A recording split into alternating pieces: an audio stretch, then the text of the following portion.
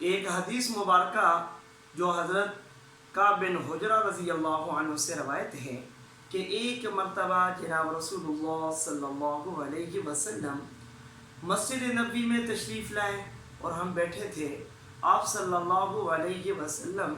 ممبر شریف کے قریب تشریف لے گئے اور پھر ممبر شریف کی پہلی سیڑھی مبارک پر آپ صلی اللہ علیہ وسلم نے قدم مبارک رکھا اور آپ صلی اللہ علیہ وسلم نے آمین فرمایا۔ پھر اسی طرح دوسری سیڑھی مبارک پر قدم رکھا، پھر آپ صلی اللہ علیہ وسلم نے آمین فرمایا۔ پھر تیسری سیڑھی مبارک پر قدم رکھا اور پھر آمین فرمایا۔ اور پھر اس کے بعد جب آپ صلی اللہ علیہ وسلم ممبر مبارک سے نیچے تشریف لائے تو ہم نے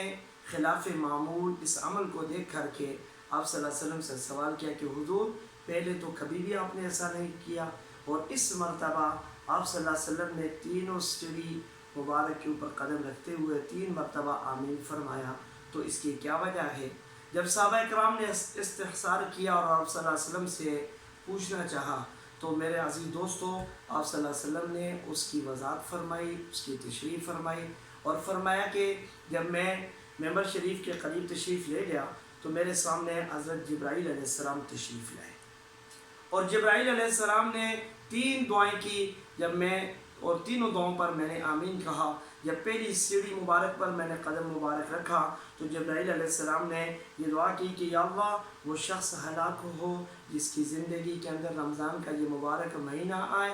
اور وہ اس ماہ مبارک کو اپنے لیے بخشش کا ذریعہ نہ بنا لے۔ یاد رکھو اس میں وہ لوگ شامل نہیں ہیں جو بیمار ہیں، جو مریض ہیں، یعنی کہ ایسی مرض متعدی کے اندر مبتلا ہیں، ایسی بیماری کے اندر مبتلا ہیں کہ جس بیماری کے اندر انہیں مستند ڈاکٹر کہہ دے کہ تم روزہ نہ رکھو اور اس کی بیماری کا اس کے اندر بڑھنے کا خدشہ ہو، تو ایسے مریض اس دعا کا مصداق نہیں بن سکتے۔ اور وہ لوگ کہ جنہوں نے جو بڑھاپے کی وجہ سے ضعیف العمر ہے اور وہ روزہ نہیں رکھ سکتے یا کسی اور شرعی عذر کی وجہ سے وہ روزہ یعنی کہ افطار کرتے ہیں، تو لہذا ایسے لوگ اس حدیث کا مصداق نہیں ہیں۔ لیکن بغیر کسی شرعی عذر کے روزہ رکھنے کی طاقت بھی رکھتا ہو اور پھر بھی وہ روزہ نہ رکھے تو یقیناً وہ اس بدعا کا وہ مصداق ہے۔ تو میرے عزیز دوستو جبرائیل علیہ السلام نے یہ بدعا کی تھی کہ یا اللہ وہ ہلاک ہو جو رمضان کا مبارک مہینہ پالے اور اس ماہ مبارک کو پالنے کے بعد اس کو اپنے لیے بخشش کا ذریعہ نہ بنائے، تو آقا مدنی نے اس پر آمین فرمایا۔ پھر میرے عزیز دوستو دوسری سیڑھی پر جب آپ صلی اللہ علیہ وسلم نے قدم مبارک رکھا تو آقا نے فرمایا کہ جبرائیل علیہ السلام نے دوسری دعا کی کہ یا اللہ وہ شخص بھی بدعا کی، یا اللہ وہ شخص بھی ہلاک ہو کہ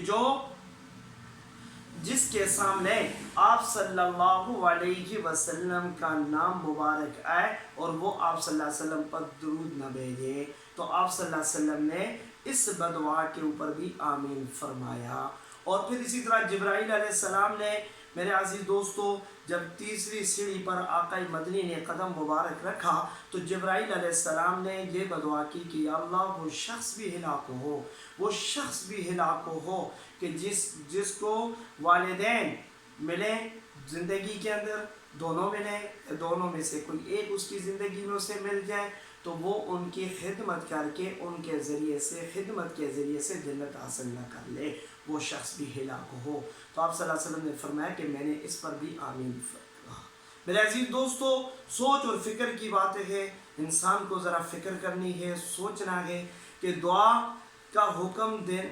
کا حکم دینے والی رب کی ذات ہے اور بدعا کرنے والے تمام ملائکہ کے سردار حضرت جبرائیل امین ہیں اور بدعا کے اوپر آمین کہنے والے جناب تمام انبیاء کے سردار امام الانبیاء جناب محمد الرسول اللہ صلی اللہ علیہ وسلم ہیں۔ تو میرے عزیز دوستو پھر اس بدعا کی قبولیت کے اندر کوئی شک باقی نہیں رہتا۔ تو اس لیے عرض خدمت یہ ہے کہ اس رمضان کی اس مبارک مہینے کی قدر کر لو۔ حضور نبی کریم صلی اللہ علیہ وسلم اور پھر اسی طرح اپنے جو ہے آقا مدنی کا جب نام مبارک آئے تو اس کے اندر بخل نہ کرو، آپ صلی اللہ علیہ وسلم پر درود بھیج دو اور آپ صلی اللہ علیہ وسلم پر درود پڑھو میرے عزیز دوستو۔ اور اسی طرح جب والدین زندگی میں مل جائے تو یقیناً والدین کے قدموں کے اندر ماں جو ہے ماں کے قدموں میں جنت ہے، والد جو ہے وہ جنت کا سب سے بڑا دروازہ ہے، تو اس لیے والدین کی خدمت کر لو۔ ہاں والدین کو بھی چاہیے کہ اپنی باتوں کو اپنی اولاد کے اوپر مسلط نہ کریں، والدین اپنی اولاد کی اچھی تربیت کریں، والدین اپنی اولاد کا حقوق ادا کریں، اور پھر جب یقیناً والدین ایسا کریں گے تو پھر اولاد سے شکایت نہیں ہوگی، اور اولاد کو چاہیے کہ اپنی طاقت سے بڑھ کر کے والدین کی خدمت کریں۔ تو میرے عزیز دوستو، اسی طرح جس نے روزہ،